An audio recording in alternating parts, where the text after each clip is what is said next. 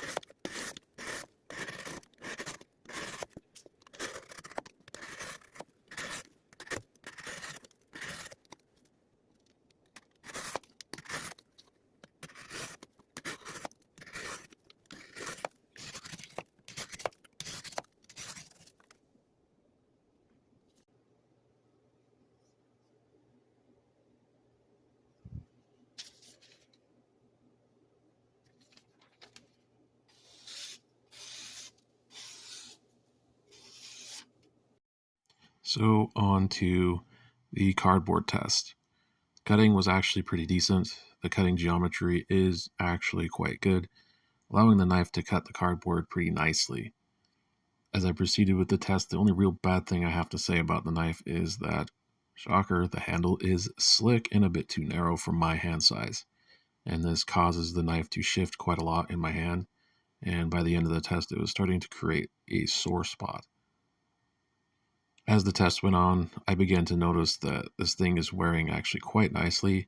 I would check the knife, and it maintained its sharpness for a really long time, and the wear that it did occur happened pretty slowly and gently, meaning that there was no like quick drop off of a cliff or anything, which for me does seem to be fairly common for a lot of these knives. But it actually kind of got to the point where I was sitting there and I was like, damn, this is taking forever. And I was then reminded as to why I don't typically like doing these tests, because they hurt and they take forever.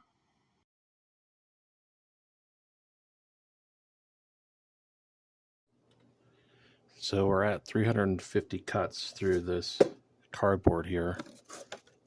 They're all roughly the same height. And just wanted to show you in the non-time lapse what it looks like through this catalog paper. So it's a little bit rougher, but that's still a very, very nice cut. In comparison to the bug out clone that I previously tested in the same manner, which was also D2, the Iridium didn't cut as easily through the material just due to simple geometry, but it was still a really good cutter, and it was noticeably longer lasting than the clone. The Iridium cut a total of 441.35 feet. That is 1.98 times more cardboard than the bug out clone, which did 223.21 feet. So there you go. You start seeing the tape goo getting onto the grind of the blade there. But we'll check it.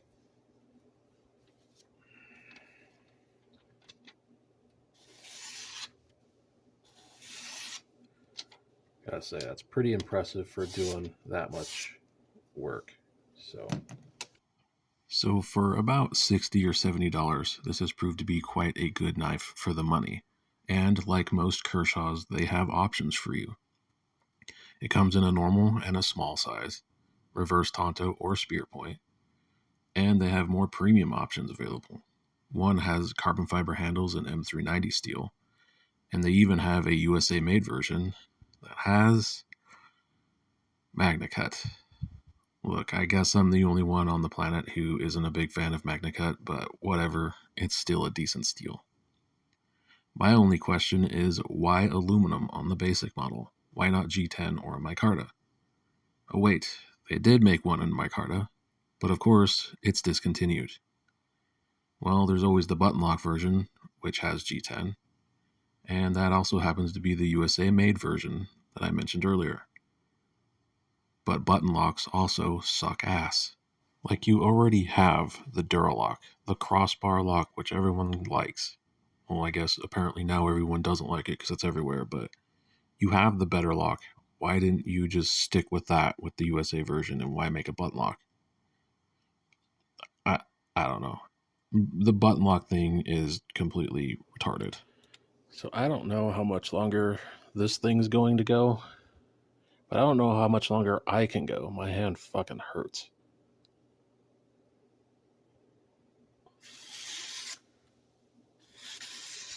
So yeah, that's rough, but it's still cutting it. So props to the Iridium. I'm almost sick of it by now. I guess I should briefly mention its carryability. It has a deep carry pocket clip, which is great, and it's positioned nice and high on the handle as it should be. It disappears pretty nicely into the pocket as well, being also really slender. You kind of don't notice it on your person. The handles being slick actually works as an advantage here because it goes in and out of the pocket nice. Pocket clip is recessed into the handle and it has really good tension on it. So, all right, I think we're finally done.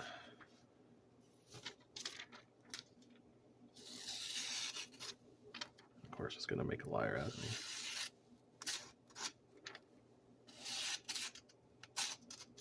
Yeah. So, finally done. Thank God.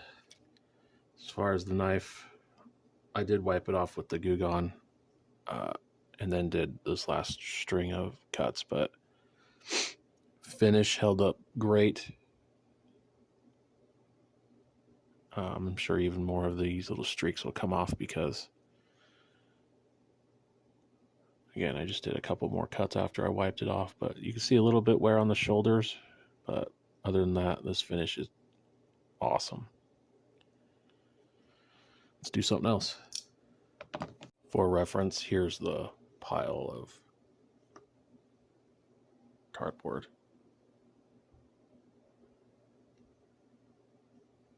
So here's a stabbing target that I made. It's just a whole bunch of layers of cardboard taped together. And I know even I don't really have any frame of reference or anything for how well or not this will perform, but figured I'd give it a couple stabs since we have quite the fine tip here, and let's see what's going on.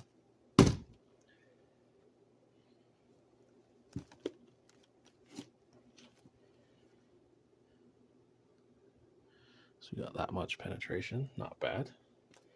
It's also kind of a test of this handle, which we'll talk about. Almost went in the same hole.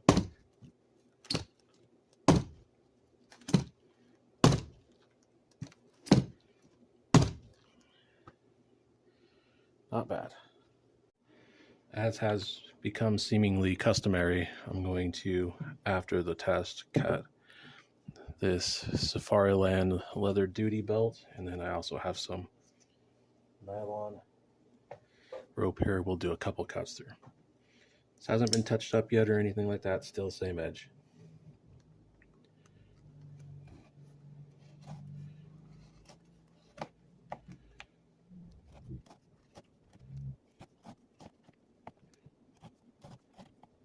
Still cuts this better than the fake bug out did after the test.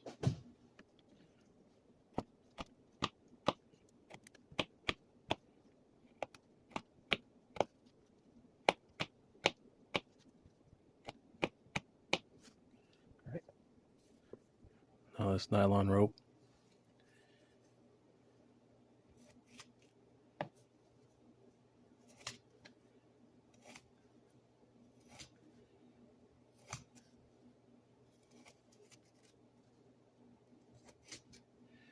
And basically what this just shows is that even after all that cardboard that I just cut up, that mountain of cardboard, it's still, yeah, it's still able to do stuff. It's just not preferred.